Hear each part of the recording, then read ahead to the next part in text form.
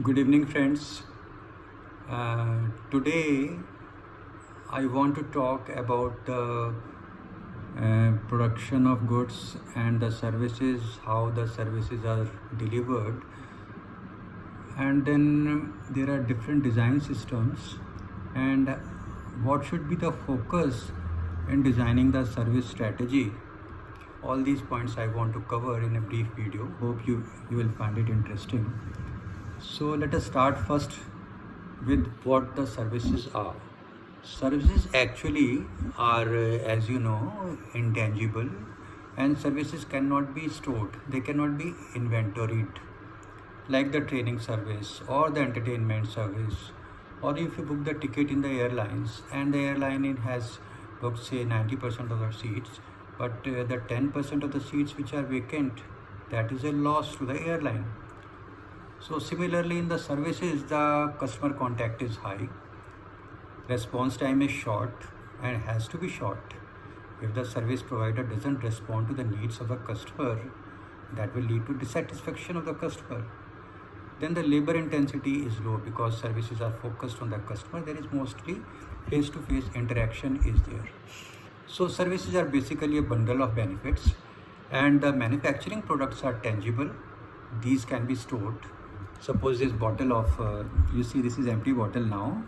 Now when the bottles are manufactured, these can be stored, and customer contact is not there. These are manufactured in the factory, and response time is longer.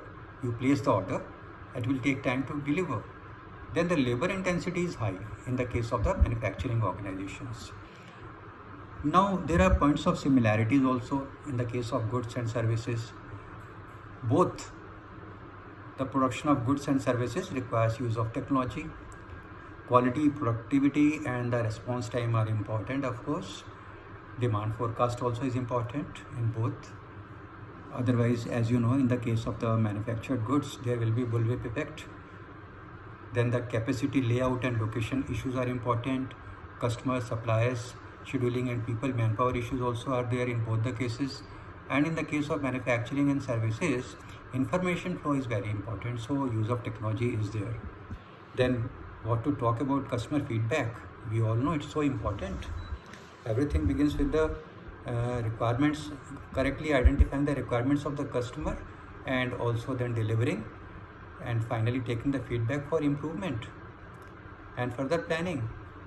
So it's very important to pay attention to the manufacturing of goods and services and know the differences and to know the points of similarities.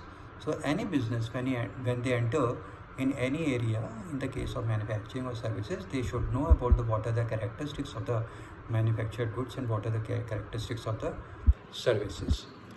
So actually, in the case of services, when we have to manage that, we have to be, of course, in the case of manufacturing also, but in the case of services, we should know what are the important requirements. Actually, the support systems play a very important role. Say in the case of education, we need the classroom, we need the supporting staff, we need the projector, we need the ambience, AC and all that. Everything, furniture, tables, chairs, all this support system and LED board and all, these are very much important. And then we have to operate according to the timetable. Time scheduling also is there, so that also is very important. The second thing is the role of the employees or the faculty also in the case of the education, and training also in the case of the training service. Trainer's role is very important. Then the role of technology is there, support system, that also includes the technology. If you are conducting an online training, you require the platform. Maybe whatever the platform you use, you need the platform. But if you are conducting the training or giving the education in offline mode, you need the training hall, you need the classroom, you need the classroom. So this conference room you need, and there also you need the projector and all. So these things are important. Accordingly, you have to design the strategy which has to be customer centered.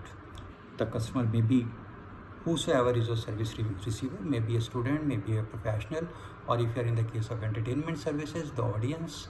All the customers are very important, and you have to design your service. So you have to pay attention to designing the service strategy, which has to be customer focused.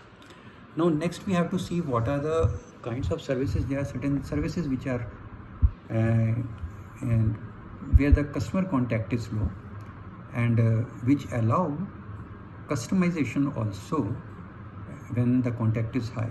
So in the case of when the customer contact is low, you can contact the customer through internet or mail, etc., whatever.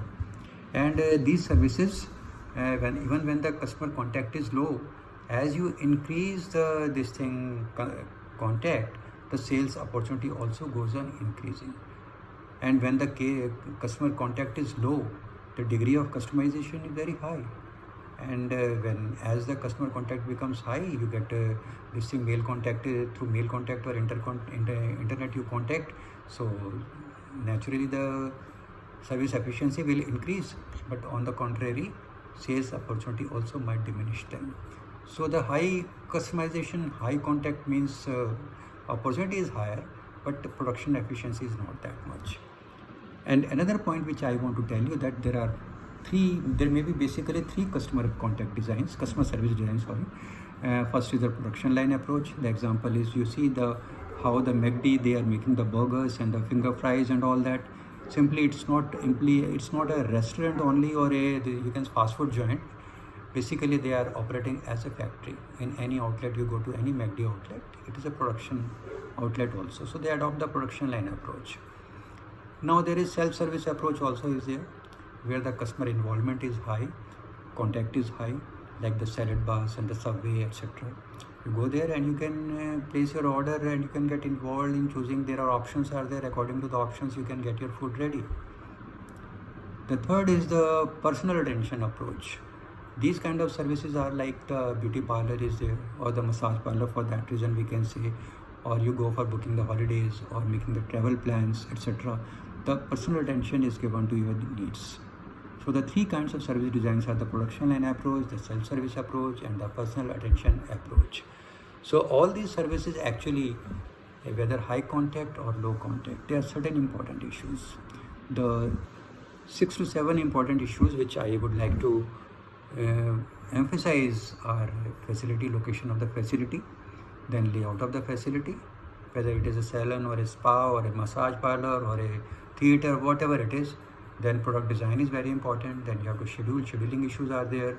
Then worker skills are very important. Then time standards are important, and also the capacity planning and all that.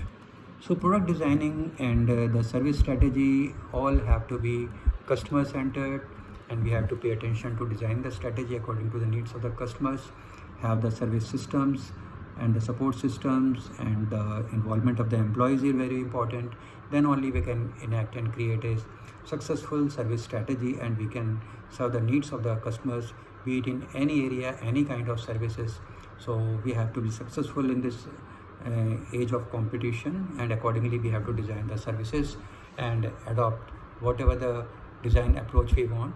And basically I have discussed in this video 3 service design: the production line approach, the self-service approach, and the personal attention approach.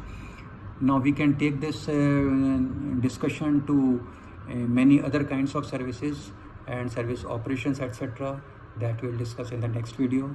So thank you very much for watching the video, and if you have any queries, you can contact us at qualityguru150@gmail.com, or you can contact us at 9818604898. Thank you so much. Bye.